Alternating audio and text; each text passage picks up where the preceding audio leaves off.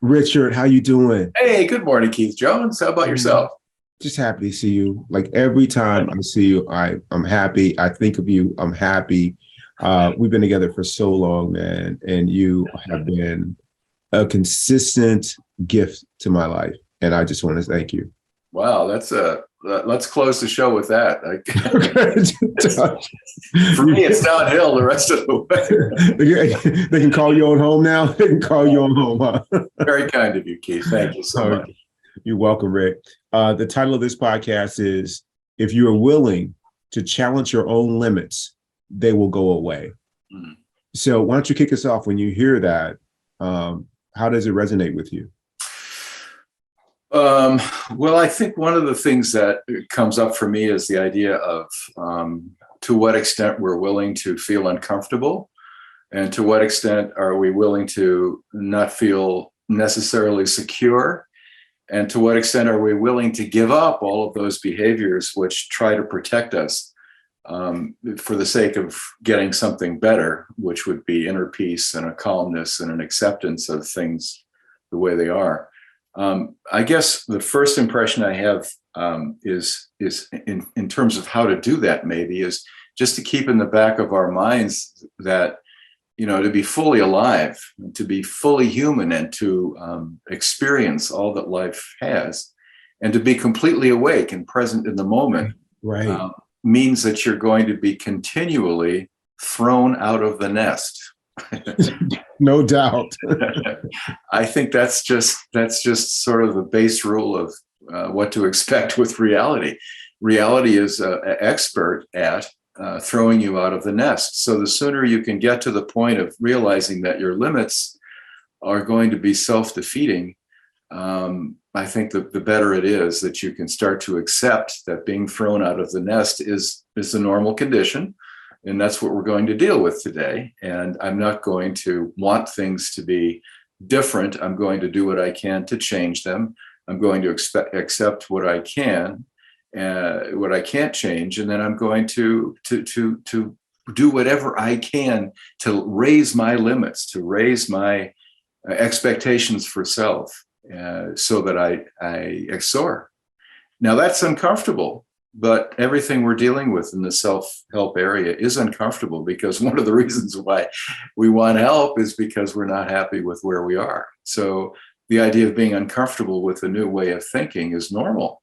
How else can you get to the new way of thinking except by giving up the old comfortable way of thinking? What about you? Rick, you just said that beautifully, man. I've used this quote before, regarding limits or staying where you are. And the quote is about a comfort zone. It's a beautiful place to be, but nothing ever grows there. So I think of that. And I think when I think of my limits, as I've gone down this path with the practice and just kind of watch and observe you move through life, and some of our friends who are also on this path, is everyone has really accepted that life is change, includes change, that life is impermanent, and that for whatever reason, we took on this notion that things are supposed to be a certain way, which are aligned with our preferences, which don't invite change hardly ever. And so when I think of limits, in respect to the practice through that lens, what I realize is any limits that I have, I put them there, in terms of like what I experience in my inner state. Now, society may have some rules or about what can or can't be done, and they may, physically, limit what you can experience. But that's only one aspect of it. The other aspect of it is the limits that I put on myself internally. Like, it can't go beyond my mind. Like, I can't do this, or I shouldn't do this, or I put people in a box. And those are my limits. I can't see beyond that, whether it's to do with biological race, or who politically, like, we can't be friends because you believe something differently than I do. Like, all those things are made up. Like, none of them are true, but they become the limit, my limits. And I can't see beyond that. When I think about when I came from Tennessee, for some odd reason, first of all, I know so little about the world, so little that it's not even worth mentioning how little that I know. But when I was growing up in Tennessee, if you'd have told me that Memphis wasn't the center of the universe and the folks in New York and California and Paris had it all wrong, I feel like that they were where it's at. I was like, you got it all wrong. Like Memphis is where it's at. Like I couldn't see beyond those limits. When I moved to Yuma, because it wasn't Memphis, when I thought this little town in Arizona was awful. And so my experience there was awful because I couldn't see beyond those. Yeah. When you introduced me to nature, I grew up as a city boy in Tennessee. And when I did go to the country, I hated it because there was another limit. And then you start to gently, with such incredible compassion, start to invite me to spend more time in the garden, to spend more time out on a hike, to see it, to not see the hike as a workout in that limited way that I saw hiking. Oh, it's got to be a workout. I got to go at this pace. Let me set my watch. You like, settle down. There's more here. There's more to this than that.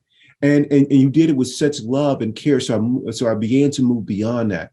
And anytime I got up against the limit and I felt myself want to close, my heart close, with the practice, I try to say, we're doing the opposite. We are not closing. There's a lot of beauty that comes with keeping it open. And because of that, Rick, a lot of people have contributed to my life in terms of being open to this flowering of the world of life.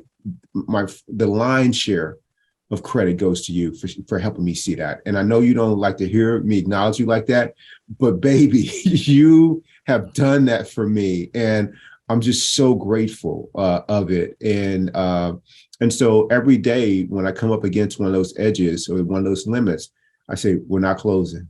Like the growth, the consciousness, the deepening is on the other side of that. Inner peace, the expansion of that, it's on the other side of that. And so when I think of that, I'm certainly willing to challenge my own limits because they're there in the first place because I placed them there and I hold them in place. So thank you, Rick. Oh, Keith, thank you for the wonderful compliment. I'm glad it landed on you that way. I think nature is enormously important for inner peace and for realizing that we're part of something bigger than ourselves. And it has nothing to do with working out. It has nothing to do with trying to be better or competing.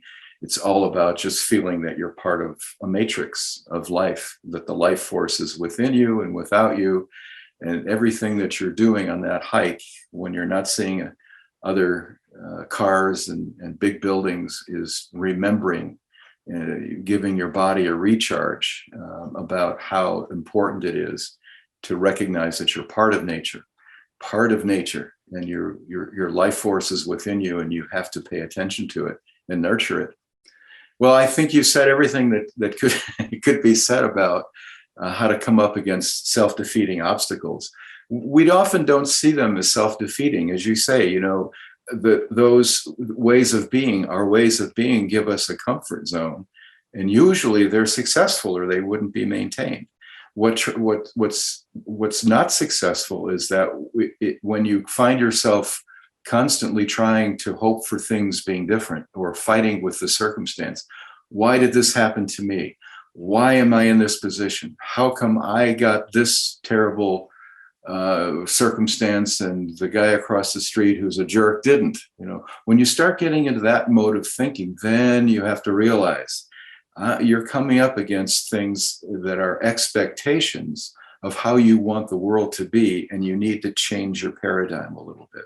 You need to get out of whatever that truth is that's been serving you, because now it's not serving you. So I guess, if I can get the quote right, I hope I get it right. Pema Chodron, who's a Buddhist monk, I think put it really well. And I think of this often, especially on my hikes, when I'm working out a problem and trying to figure out the best way around it. Something along the lines of see if I get it right here. The truth you believe and cling to makes you unavailable to hear anything new. The truth you believe and cling to makes you unavailable to hear anything new. Wow. That's beautiful. That's beautiful. I think that's right. I hope so. Yeah. And one of your readers or your audience will correct me if I've got it wrong. I'll end with this, Rick, and thank you for that. One of the things the audience may be wondering, well, how do I know if it's a limit? And for me, there are two things that I look for if it's a limit. One thing is the minute that my mind, because I'm not my mind, I'm the observer watching it do whatever it does, which is it never stops. The minute my mind says, I don't like that, that's I've just put up a limit, a barrier has just come up when I say I don't like that, because it's closed off the possibility that there's something there to appreciate, to savor, to connect with. So that's one. And when my heart closes, when I feel my heart close, I know that I've just put up a limit. And so just being aware of that allows me to step back and say, oh, the mind was very clever there, but we're not going for that, because that only leads to suffering in this moment, if not in a prolonged way. And so I don't want that. What I want is I want to stay open all the time and be turned on by life all the time. That's what I want. This thing that we're doing right now, this physical experience, it's over like that. And Rick, I don't want to miss out on any of it. Every single day when I climb into bed, I want to be able to say, it's been a good run. If they take me today, if I don't wake up in the morning, it's been a good run. I want to say that every single time, man. So I love you, Rick. Hey, I love you, Keith. This was very helpful for me today. I really love hearing you speak about things and your path and how you've covered them. And you, such an optimistic, good soul. It's just a great thing to be with you. I love you. I love you too. Thank you.